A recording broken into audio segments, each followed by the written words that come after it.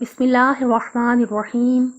آج بہت اہم پوائنٹ پہ بات کرنی ہے کہ کل میں انٹرنیٹ پہ لیسن ایک سن رہی تھی تو اس کے کمنٹ میں کسی نے لکھا تھا کہ اگر آپ اس دنیا سے چلے جائیں گے تو کون روئے گا۔ اس کمنٹ کے جواب میں کسی نے لکھا تھا کہ صرف امی ابو ہی ایسے ہیں کہ جو خدا نخواستہ دکھ سے فوت بھی ہو سکتے ہیں، اس کے علاوہ کسی کو کوئی خاص دکھ نہیں لگے گا۔ نہایت معذرت کے ساتھ کہ جب کوئی شخص اس دنیا سے چلا جاتا ہے تو اگر لوگ اس پر نہیں روتے تو کس کی غلطی ہے؟ کیونکہ ظاہر سی بات ہے، جب تک ایک شخص جو ہے وہ دوسروں کی محبت کو حاصل ہی نہ کر سکا ہو دنیا میں، اور وہ اس دنیا سے چلا جائے تو کوئی کیوں روئے؟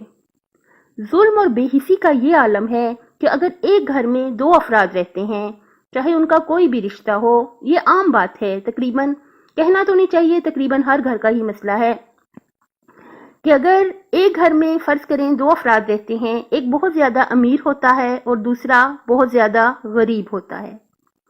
ظاہر سی بات ہے، جب یہ بے حسی کا عالم ہوگا تو پھر کوئی فوت ہو جانے کے بعد دوسرے کے کیوں روئے گا؟ آپ ماشاءاللہ مجھ سے بہت زیادہ بہتر جانتے ہیں، آپ یہ تقریر سن رہے ہیں، اس کا مطلب یہ ہے آپ کا لرننگ ایٹیٹیوڈ ہے، آپ چاہتے ہیں، آپ کی بیسک نیچر ماشاءاللہ بن گئی ہے کہ کچھ سیکھ لیں ہم لوگ۔ تو اس کے لیے ظاہر سی بات ہے، ہو سکتا ہے آپ نے انٹرنیٹ پہ ہمارے ان استاد محترم کو بھی آپ سنتے رہتے ہوں کہ جن کی میں بات کر رہی ہوں۔ استاد محترم فرماتے ہیں کہ جو گلی کا سویپر ہے، ان کی گلی کا سویپر، جب بھی وہ انہیں ملتا ہے تو وہ اسے ایک پانی کا گلاس، ایک چائے کا کپ اور ایک کیک پیش کرتے ہیں۔ تو ظاہر سی بات ہے، یعنی کیا کرتے ہیں؟ یعنی انہوں نے اس سویپر کی محبت کو حاصل کر لیا ہے۔ یہ اللہ تعالیٰ بہت بہتر جانتا ہے، شاید وہ سویپر ہم سے اللہ کی نظر میں بہت بہتر ہو، اور اللہ نہ کرے کہ جس کو تھوڑا بہت کچھ آ جاتا ہے، اللہ تعالیٰ اسے غرور، تکبر اور خود پسندی سے بچا کے رکھے کہ یہ نیک اعمال کو ضائع کر دیتی ہے، اللہ تعالیٰ ریاکاری سے بھی بچا کے رکھے۔ اسی لیے تو میں آپ کے سامنے عرض کرتی ہوں اور خود بھی اللہ تعالیٰ سے ہمیشہ دعا مانگتی ہوں کہ اللہ پاک، آپ نے ہمیں نیک کام کرنے کی توفیق دی، آپ قبولیت کا ذمہ لیں۔ یہ نہ ہو کہ ہمارے اعمال جو ہیں وہ ہمارے نیک اعمال کو ضائع کر دیں۔ استاد محترم، یہی والے استاد محترم فرماتے ہیں کہ جب ان کے گھر میں کوئی اچھی چیز آ جائے، مثلا ڈرائی فروٹس آ جائیں، تو وہ ایک مناسب مقدار میں گھر کے خادموں کو پیش کرتے ہیں۔ یعنی کیا مطلب؟ انہوں نے خادموں کے دلوں میں بھی اپنی محبت کو ڈال دیا ہے۔ اور یہی استاد محترم فرماتے ہیں کہ جو محبتیں ہیں وہ یادوں سے بنتی ہیں، اور جب ہم اگر اس دنیا میں دوسروں کو اچھی یادیں ہی دے کر نہیں جائیں گے تو ظاہر ہے پھر کیسی محبت، اور پھر ہمارے اس دنیا سے چلے جانے کے بعد کیسا رونا۔ جیسے میں نے پہلے بھی اپنے آقا مولا علی علیہ السلام کا فرمان بیان کیا تھا، سودمند ترین گنجھا دوستی دل ہاست، کہ جو سب سے زیادہ فائدہ دینے والے خزانے ہیں وہ دلوں کی محبت ہے۔